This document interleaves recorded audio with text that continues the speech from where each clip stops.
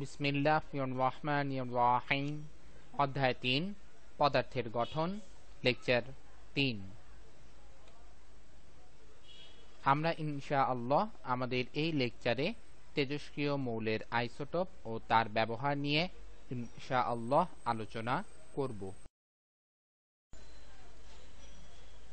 নতুন নতুন ভিডিও পাওয়ার জন্য মিজান একাডেমি ইউটিউবের চ্যানেলটিতে সাবস্ক্রাইব করুন এবং আমাদের সাথে থাকার জন্য নতুন আপডেট পাওয়ার জন্য www.mizanacademy.com এ চোখ রাখুন এবং ফেসবুকে থেকে নতুন আপডেট অথবা ইনফরমেশনের জন্য ফেসবুকে মিজান একাডেমিতে একটি লাইক দিন। তেজস্ক্রিয় আইসোটোপ।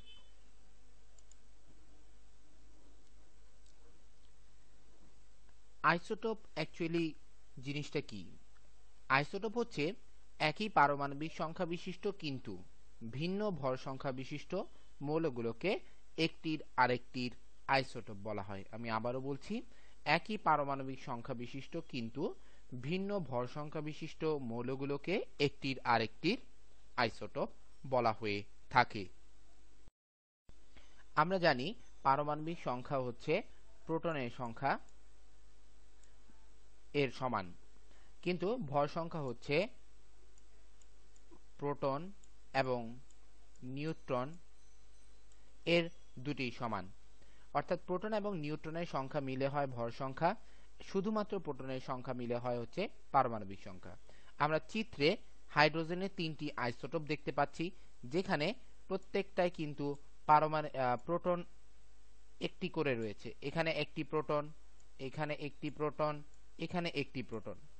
যখন আমরা প্রোটনের দিকে লক্ষ্য করি তাহলে দেখতে পাই প্রত্যেকটারই প্রোটন একটি করে রয়েছে, অর্থাৎ তাদের পারমাণবিক সংখ্যা সেম। অর্থাৎ আমরা যদি বলতে চাই প্রত্যেকটা একটি করে প্রোটন থাকার কারণে আলহামদুলিল্লাহ তাদের প্রোটনের পারমাণবিক সংখ্যা রয়েছে 1। কিন্তু আমি যদি প্রথম চিত্রতে লক্ষ্য করি তাহলে দেখব যে প্রথম চিত্রে কোনো নিউট্রন নেই, সুতরাং নিউট্রনের ভ্যালু 0। তাহলে প্রোটন কত? 1 প্লাস নিউট্রন হচ্ছে 0। তাহলে 1 প্লাস 0 ইকুয়াল হচ্ছে কত? 0। তো এই 1 প্লাস 0 মানে হচ্ছে, সরি ভুল বললাম, 1 প্লাস 0 ইকুয়াল হচ্ছে 1। তাহলে এই হাইড্রোজেনের ভর সংখ্যা হচ্ছে 1। কিন্তু যদি আমরা এখানে লক্ষ্য করি, এইখানে কিন্তু আমরা আরেকটি নিউট্রন পাচ্ছি। এই একটি নিউট্রন পাওয়ার কারণে আমাদের ভর সংখ্যা হয়ে যাবে প্রোটনের সংখ্যা 1 প্লাস নিউট্রনের সংখ্যা 1, অর্থাৎ 2। তার মানে এই হাইড্রোজেনের ক্ষেত্রে ভর সংখ্যা হচ্ছে 2। এখানে আমরা নিউট্রন 2টি পাচ্ছি। তাহলে নিউট্রন যদি 2টি পাই তাহলে প্রোটন হচ্ছে একটি যোগ হচ্ছে নিউট্রন 2টি, তাহলে টোটাল ভর সংখ্যা কত? 3। তাহলে এখানে আমরা পাচ্ছি হচ্ছে এর ভর সংখ্যা 3, কিন্তু প্রত্যেকটা পারমাণবিক সংখ্যাই কিন্তু 1 1 1। আমরা যদি সংকেতটা লক্ষ্য করি তাহলে দেখব এই হাইড্রোজেনের ক্ষেত্রে পারমাণবিক সংখ্যা 1, ভর সংখ্যা 1। এই হাইড্রোজেনের ক্ষেত্রে পারমাণবিক সংখ্যা 1, ভর সংখ্যা 2। এই হাইড্রোজেনের ক্ষেত্রে পারমাণবিক সংখ্যা 1, ভর সংখ্যা হচ্ছে 3। তার মানে হচ্ছে আলহামদুলিল্লাহ বোঝা যাচ্ছে যে হাইড্রোজেনেরই 3টি আইসোটোপ রয়েছে যেখানে ভর সংখ্যার পরিবর্তন হচ্ছে। প্রথমটাকে আমরা বলতেছি হচ্ছে হাইড্রোজেন, পরেরটাকে বলতেছি হচ্ছে ডিউটেরিয়াম, এবং নাম্বার 3 অর্থাৎ থার্ড নাম্বার যে আইসোটোপটি রয়েছে হাইড্রোজেনের, একে বলা হয় হচ্ছে ট্রিটিয়াম।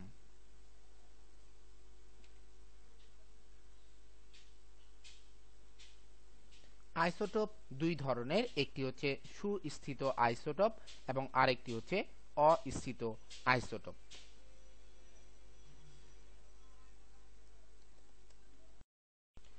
অস্থিত আইসোটোপগুলোর মূল ক্যারেক্টার হচ্ছে তারা স্থিতিশীলতা বজায় রাখতে চায় না, অর্থাৎ খুব তাড়াতাড়ি তারা ভেঙে যেতে চায়। এবং এই সমস্ত মৌলগুলো হতে সাধারণত আলফা, বিটা এবং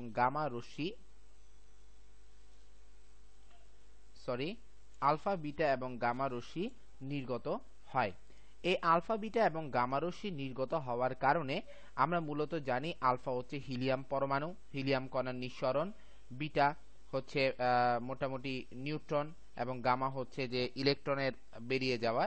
এই ধরনের অর্থাৎ আলফা বিটা এবং গামা যে রশ্মিটা নির্গত হয়ে যায় বা বেরিয়ে যায়, এর ফলে যে রেজাল্টটা দেখা যায় যে একটি আইসোটোপ অন্য মৌলের আইসোটোপে পরিবর্তন লাভ করে। কারণ হচ্ছে এই আলফা বিটা গামা বেরিয়ে যাওয়া মানে হচ্ছে তাদের ইলেকট্রন সংখ্যা বা পারমাণবিক সংখ্যা অনেকটাই হ্রাস পাওয়া।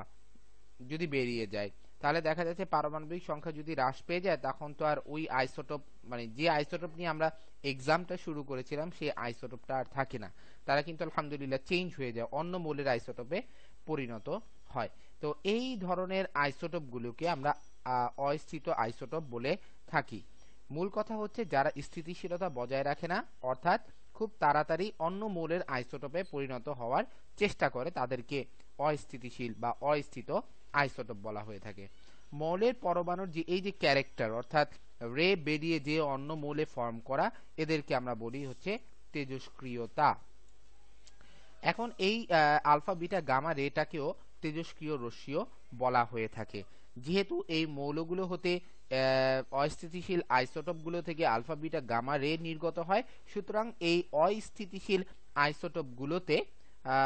আইসোটোপগুলোকে আমরা মূলত তেজস্ক্রিয় আইসোটোপও বলতে পারি।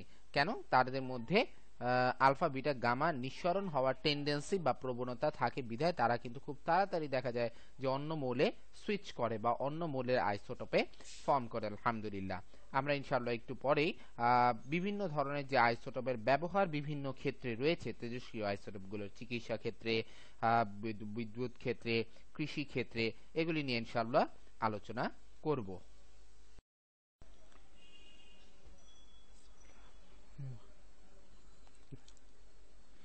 তেজস্ক্রিয় আইসোটোপের ব্যবহার।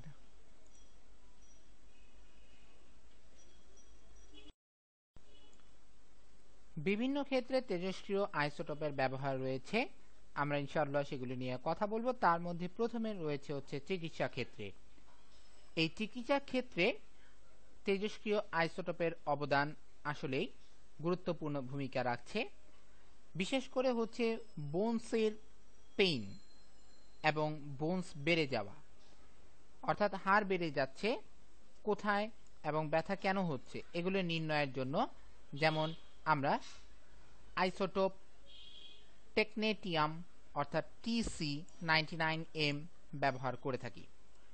এখানে ইনজেকশন দিলে এই তেজস্ক্রিয় আইসোটোপটি যদি ইনজেকশনের মাধ্যমে দেহের ভিতরে প্রবেশ করানো হয়, তখন কিছু সময় পর বিভিন্ন প্রসেসিং এর মাধ্যমে পর্দার ওপর বা ফিল্মের ওপর দেখা যায় যে হাড়ের কোথায় কি ধরনের প্রবলেম রয়েছে। এই টেকনেটিয়াম 99M থেকে আসলে যে তেজস্ক্রিয় রশ্মিটি নির্গত হয় সেটি হচ্ছে গামা রশ্মি। এখন এখানে এই এমটা রয়েছে হচ্ছে যে ভর সংখ্যার পরে, অর্থাৎ 99 হচ্ছে তার ভর সংখ্যা, এই ভর সংখ্যার পরে এম দ্বারা আইসোটোপের মেটা স্টেবল অবস্থা প্রকাশ করে, অর্থাৎ তাদের যে স্ট্যাবিলিটি সেটা অ্যাকচুয়ালি প্রকাশ করে। আসলে এই মেটা স্ট্যাবিলিটি কন্ডিশনটা থেকে যখন গামা রেটা বেরিয়ে আসে, অর্থাৎ বাহিরে বেরিয়ে যায়, তখন কিন্তু এই মেটা স্টেবল অবস্থাটা আর থাকে না। পরে নর্মাল যে টেকনেটিয়াম আইসোটোপটি রয়েছে তার মতোই এটি আচরণ করা শুরু করে। এছাড়াও SM153 অথবা SR89 ব্যবহার করে হাড়ের চিকিৎসা করা হয়ে থাকে। তাহলে মূলত চিকিৎসা ক্ষেত্রে হাড়ের প্রবলেমসের ক্ষেত্রে এই যে আইসোটোপ টেকনেটিয়াম এর গুরুত্বপূর্ণ ভূমিকা রয়েছে। আমরা যদি এই রিঅ্যাকশনটার দিকে তাকাই, তাহলে আমাদের বডির মধ্যে এই টেকনেটিয়াম 99M প্রবেশ করানো হয়, এর মধ্যে থেকে যখন গামা রেটা নিঃসরণ ঘটে, গামা রেটা বেরিয়ে যায় এবং এর ফলে আলহামদুলিল্লাহ আমাদের প্রবলেমসগুলি ফাইন্ড আউট করা হয়। এরপর এটি নর্মাল টেকনেটিয়াম 99 এর মতোই কাজ করা শুরু করে। তাহলে মূল যেটা আমাদের দরকার ছিল সেটা হচ্ছে এই তেজস্ক্রিয় রশ্মি গামা, যেটি দিয়েই আলহামদুলিল্লাহ হাড়ের প্রবলেমটা ফাইন্ড আউট করা হয়।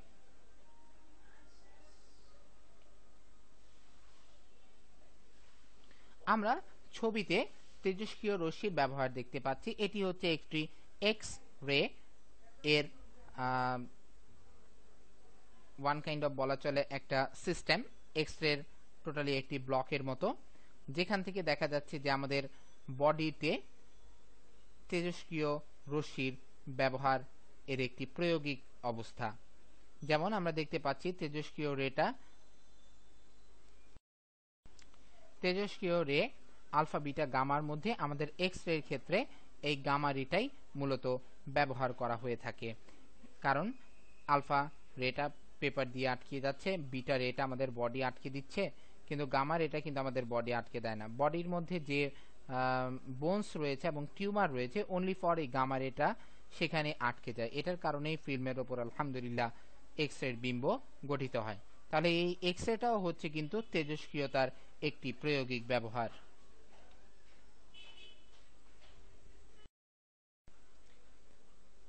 এছাড়াও চিকিৎসা ক্ষেত্রে তেজস্ক্রিয় আইসোটোপের আরো কিছু ব্যবহার রয়েছে, যেমন টিউমার বা অস্বাভাবিক কোষ বিভাজন, যার কারণে মাংস পেশিগুলি ফুলে ওঠে, কোথাও কোষটা বা কোষ বা কলা বা টিস্যু যেটাকে বলে সেটি ফুলে ওঠে, যেটাকে আমরা মূলত টিউমার বলে চিনে থাকি। এই টিউমার কোথায় রয়েছে তা নির্ণয়ের জন্য আলহামদুলিল্লাহ আমাদের তেজস্ক্রিয় আইসোটোপ ব্যবহার করা হয়ে থাকে। এবং কিভাবে ইনশাআল্লাহ এই তেজস্ক্রিয় টিউমারটি চলে যাবে বা টিউমারটি নিরাময় হবে, তার জন্য কোবাল্ট 60 থেকে যে গামা রশ্মিটা নির্গত হয় সেই গামা রশ্মিটা নিক্ষেপ করে এই ধরনের টিউমার বা ক্যান্সার কোষকলাকে ধ্বংস করা হয়। টিউমারের কিন্তু অ্যাকচুয়ালি টিউমারটি হচ্ছে অস্বাভাবিক কোষ বিভাজনের ফলে মাংসপেশি ফুলে ওঠে, এবং ক্যান্সারটি হচ্ছে কিন্তু আসলে সেই ধরনের অস্বাভাবিক কোষ বৃদ্ধিটা যখন এক্সপান্ডেশন হতে মানে লিমিটেশন ক্রস করে ফেলে তখন সেটাকে ক্যান্সার বলা হয়। এবং এই সমস্ত কোষকলা ধ্বংসের জন্যই কিন্তু বিভিন্ন ধরনের রেডিওথেরাপি বা কোমোথেরাপি এগুলি ব্যবহার করা হয়ে থাকে। সুতরাং আলহামদুলিল্লাহ এই টিউমার বা ক্যান্সার রোগ নিরাময়ের জন্য আমরা কোবাল্ট 60 থেকে যে গামা রেটা বের হয় সেটা আলহামদুলিল্লাহ ইউজ করে থাকি। আমরা ছবিতে থাইরয়েড জনিত কিছু প্রবলেম দেখতে পাচ্ছি। আমাদের যে থাইরয়েড জনিত যে সমস্যা হয়, থাইরয়েডের যে কোষকলা রয়েছে সেগুলো যদি বৃদ্ধি করতে থাকে তাহলে কিন্তু আমাদের গলা ফুলে যায়, এবং এই থাইরয়েডের সমস্যার কারণে কিন্তু অনেক সময় মারাত্মক সমস্যা প্রবলেম ক্রিয়েট হয়। এবং আলহামদুলিল্লাহ এই থাইরয়েড জনিত যে অস্বাভাবিক কোষ বৃদ্ধি সেটাকে প্রতিহত করার জন্য আয়োডিন 131 নামক এক ধরনের যে তেজস্ক্রিয় পদার্থ রয়েছে বা তেজস্ক্রিয়তা, আয়োডিনের যে তেজস্ক্রিয়তা, এটা ব্যবহার করে এই বৃদ্ধিটাকে প্রতিহত করা হয়। আমরা ছবিতে দেখতে পাচ্ছি যে আয়োডিন এর যে তেজস্ক্রিয় সম্বলিত আয়োডিনের একটি ট্যাবলেট খাওয়ানো হচ্ছে, এটা ভিতরে প্রবেশ করে তার কার্যকারিতার মাধ্যমে আলহামদুলিল্লাহ দেহের আমাদের থাইরয়েড, এই যে আমাদের থাইরয়েড গ্রন্থি যেটা রয়েছে, এই থাইরয়েড গ্রন্থির যে অস্বাভাবিক বিভাজন বা কোষকলা বেড়ে যাওয়া, এগুলি আলহামদুলিল্লাহ প্রতিহত করে। ব্লাডের মধ্যে যে লিউকোমিয়া রোগ রয়েছে, এই লিউকোমিয়া রোগ চিকিৎসার ক্ষেত্রেও ফসফরাস 32 এর ফসফেট ব্যবহৃত হয়। আর আমাদের হার্টে যে সমস্যা হয়, এই হার্টে অনেক সময় অনেকের পেসমেকার বসাতে হয়, এই পেসমেকার বসানোর ক্ষেত্রেও প্লুটোনিয়াম 238 অর্থাৎ তেজস্ক্রিয় পদার্থ যে প্লুটোনিয়াম 238 রয়েছে সেটি কিন্তু ব্যবহার করা হয়। তো মোটামুটি আমরা চিকিৎসা ক্ষেত্রে যে ভূমিকা রয়েছে তেজস্ক্রিয় আইসোটোপের তা নিয়ে মোটামুটি আলহামদুলিল্লাহ আলোচনা করলাম।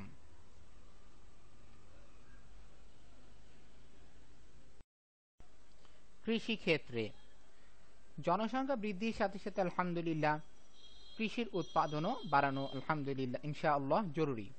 তো কৃষির উৎপাদন বাড়াতে হলে আমাদের কিন্তু উন্নত মানের বীজ বা হাইব্রিড জাতীয় যে সমস্ত বীজ রয়েছে সেগুলো উদ্ভাবন করা জরুরি। তো এখন তেজস্ক্রিয় আইসোটোপের ব্যবহার কৃষি ক্ষেত্রে করার মাধ্যমে আলহামদুলিল্লাহ উন্নত মানের হাইব্রিড বীজও উদ্ভাবন করা সম্ভব হয়েছে। এর ফলে চাহিদা আলহামদুলিল্লাহ কমে আসতেছে, অর্থাৎ খাবারের উৎপাদন অর্থাৎ ধানের উৎপাদন বা বিভিন্ন ফসলের উৎপাদন আলহামদুলিল্লাহ বেড়েই চলেছে। তো এখন এছাড়াও দেখা যাচ্ছে যে উদ্ভিদ কিভাবে বেড়ে ওঠে।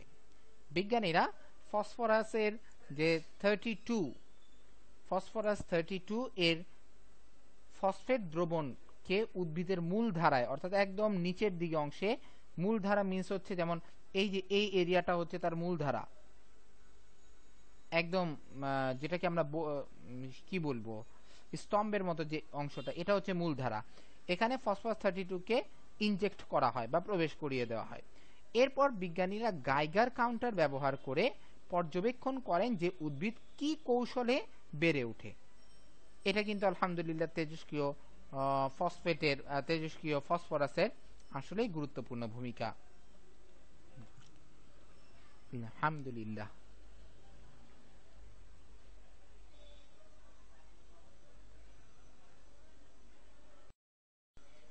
খাদ্য সংরক্ষণে আমরা প্রতিনিয়তই দেখি যে ঠিকমতো সংরক্ষণ না করার কারণে প্রচুর পরিমাণে শাক সবজি ফল ফলাদি এগুলো নষ্ট হয়ে যায়।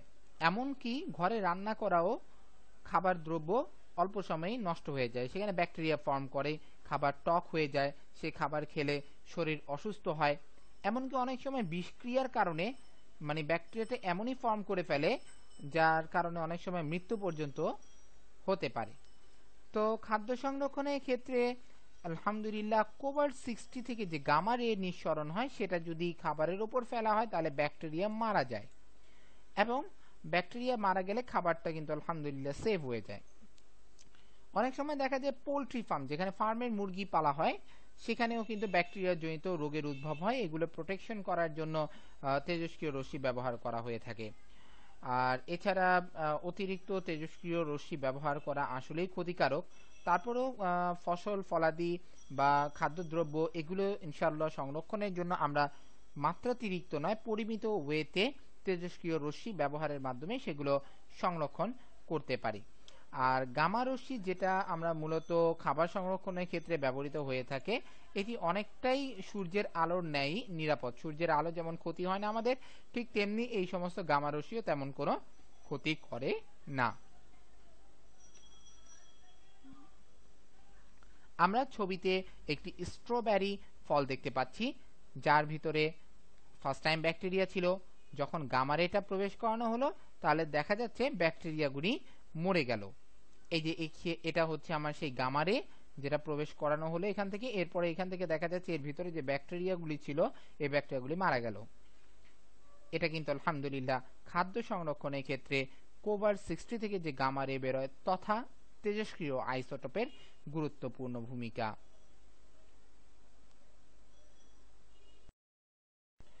বিদ্যুৎ উৎপাদনে পশ্চিমা দেশগুলো বা উন্নত বিশ্বের মধ্যে পাওয়ার প্ল্যান্টগুলি কিন্তু হচ্ছে নিউক্লিয়ার পাওয়ার প্ল্যান্ট। সেখানে এই পরমাণুর আইসোটোপগুলিকেই কাজে লাগিয়ে আলহামদুলিল্লাহ প্রচুর পরিমাণে বিদ্যুৎ উৎপাদন করা হয়। এই বিদ্যুৎ উৎপাদনটা সেখানে একটি কন্টিনিউয়াস প্রসেসের মতোই। মূলত ইউরেনিয়াম ব্যবহার করা হয়। ইউরেনিয়াম ব্যবহার করার ফলে সেখানে প্রচুর পরিমাণে এনার্জি এমিট হয়, এবং আমরা জানি যে তেজস্ক্রিয় পদার্থের ক্ষয়ে কিন্তু প্রচুর সময় লাগে। এটার কারণে সেখান থেকে যে এনার্জি বের হয় সেই এনার্জিকে আলহামদুলিল্লাহ অ্যাবান্ডান্স এনার্জি হিসেবে অনেক সময় ধরা হয়। তো এই বিদ্যুৎ উৎপাদনের ক্ষেত্রে পশ্চিমা বা উন্নত বিশ্বগুলোতে নিউক্লিয়ার পাওয়ার প্ল্যান্টের মধ্যে নিউক্লিয় শক্তিকে কাজে লাগানো হয়, এবং নিউক্লিয় শক্তির মাধ্যমে যে এনার্জিটা পাওয়া যায় সেই এনার্জিতে প্রচুর পরিমাণে হিট উৎপন্ন হয়।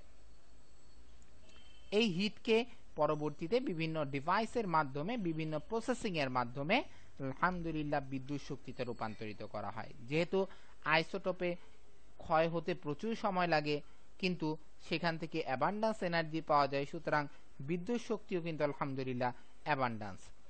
তো মোটামুটি ক্ষেত্রে যে ইউরোপ আমেরিকাতে এই পাওয়ার প্ল্যান্টগুলির পরিমাণই বেশি।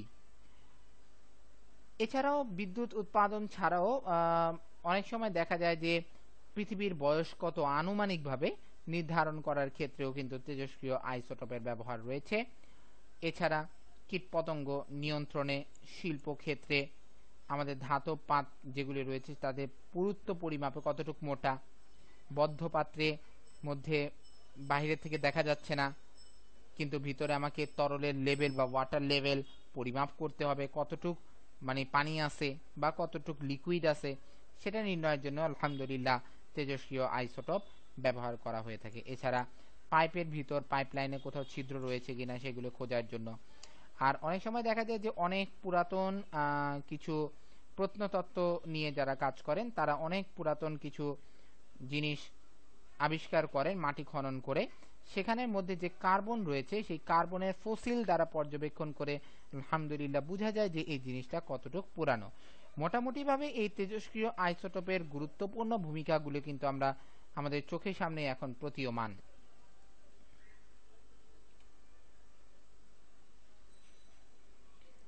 আমরা আলহামদুলিল্লাহ একটি নিউক্লিয়ার পাওয়ার প্ল্যান্ট কিন্তু দেখতে পাচ্ছি। এই নিউক্লিয়ার পাওয়ার প্ল্যান্টের মধ্যেই মাধ্যমে আলহামদুলিল্লাহ বিদ্যুৎ উৎপাদন হয়ে থাকে।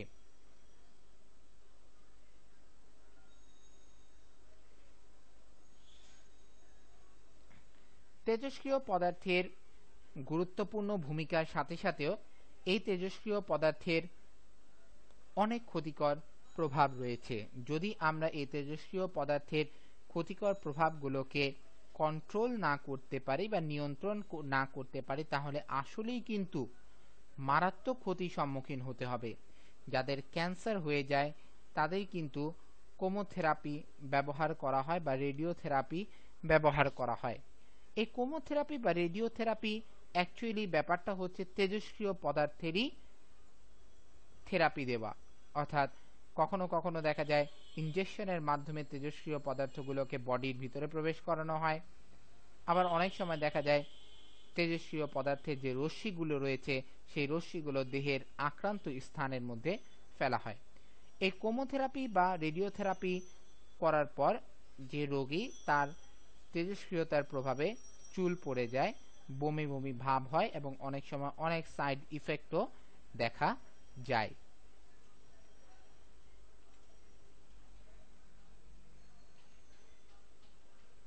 এই নিউক্লিয়ার বিক্রিয়া বা নিউক্লিয়ার আইসোটোপ ভালো কাজের পাশাপাশি পৃথিবীর কিছু মানুষ যারা মানব সভ্যতাকে হুমকির মুখে ফেলে দেয় তারা এই নিউক্লিয়ার এনার্জিটাকে ধ্বংসাত্মক কাজে ব্যবহার করে থাকে। আমরা পারমাণবিক বোমার নাম সবাই মূলত আলহামদুলিল্লাহ জানি। এই পারমাণবিক বোমা ফ্যামিলিয়ার হয় হচ্ছে ওয়ার্ল্ড ওয়ারের সময় যখন হিরোশিমা এবং নাগাসাকিতে ফেলা হয়েছিল। এই নিউক্লিয়ার রিঅ্যাকশনের কারণে সেখানে অনেক মানুষ হতাহত হয়েছে এবং এই নিউক্লিয়ার বিক্রিয়ার কারণেই কিন্তু এই হতাহতের পরিমাণটা বৃদ্ধি পেয়েছে। তো ধ্বংসাত্মক কাজে পারমাণবিক বোমা সহ আরো বিভিন্ন ধরনের বোমাতে নিউক্লিয়ার রিঅ্যাকশন বা নিউক্লিয়ার বিক্রিয়াকে কাজে লাগিয়ে মানব সভ্যতাকে কিছু মানুষ হুমকির মুখে ফেলে দেয়।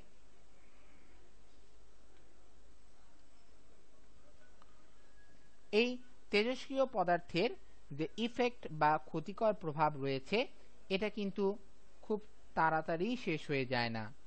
এই ক্ষতিকর প্রভাবগুলো অনেক দিন পর্যন্ত স্থায়ী হয়। আমরা কিছুদিন আগেই কিন্তু শুনতে পেয়েছিলাম যে জাপানে ভূমিকম্পের কারণে নিউক্লিয়ার যে ইলেকট্রিক্যাল প্ল্যান্টগুলি রয়েছে সেই ইলেকট্রিক্যাল প্ল্যান্টগুলি ক্ষতির সম্মুখীন হয়েছিল এবং ক্ষতির সম্মুখীন হওয়ার কারণে সেখান থেকে তেজস্ক্রিয় পদার্থগুলো বায়ুমণ্ডলে এমনকি পানিতে মিশে গিয়েছিল। আমরা ছবিতে দেখতে পাচ্ছি এই যে ক্ষতিগ্রস্ত পাওয়ার প্ল্যান্টগুলো, এই যে ক্ষতিগ্রস্ত পাওয়ার প্ল্যান্টগুলো যেখান থেকে আমরা দেখতে পাচ্ছি ধোঁয়া উঠতেছে, এই ক্ষতিগ্রস্ত পাওয়ার প্ল্যান্টগুলোতে আগুন নিভানোর জন্য আমরা দেখতে পাচ্ছি তার পাশে যে জলপথ রয়েছে সেখান থেকে কিন্তু পানি দিয়ে নেভানোর চেষ্টা করা হচ্ছে ইনশাআল্লাহ। কিন্তু জাপানে এই প্রবলেমটা ওভারকাম করার পরও আলহামদুলিল্লাহ তো ওখানে মানুষের দেহের মধ্যে তেজস্ক্রিয়তা ছড়িয়ে গিয়েছিল। তেজস্ক্রিয়তা ছড়িয়ে যাওয়ার কারণে তাদের বডির মধ্যে তেজস্ক্রিয়তার পরিমাণ বেড়ে যাচ্ছিল, কারণ হচ্ছে বায়ুমণ্ডল এবং পানিতে তো মিশে গিয়েছিল তেজস্ক্রিয় পদার্থ। এর ফলে কিন্তু আসলে জাপানিদেরকে অনেকই প্রবলেম ফেস করতে হয়েছে। এছাড়াও আমরা জানি যে রাশিয়ার চেরনোবিল এই ধরনের কিছু তেজস্ক্রিয় দুর্ঘটনা ঘটেছিল, যার কারণে এখনো সেইখানে মানুষদের মধ্যে অর্থাৎ সদ্য ভূমিষ্ঠ যার যে সমস্ত শিশু, সেই শিশুর ওপর সেই তেজস্ক্রিয়তার ইফেক্ট এখনো পাওয়া যায়। সেই শিশুদের হাত খুব চিকন হয়ে যায়, মাথা খুব বড় হয়ে যায়, পা খুব ছোট হয়ে যায়। আমরা পাশের চিত্রতে দেখতে পাচ্ছি যে তেজস্ক্রিয়তার ইফেক্ট সম্বলিত একটি ছোট্ট শিশু। তেজস্ক্রিয়তার ইফেক্টের কারণে মানুষের দেহের অবস্থার এই ধরনেরও হয়ে থাকে।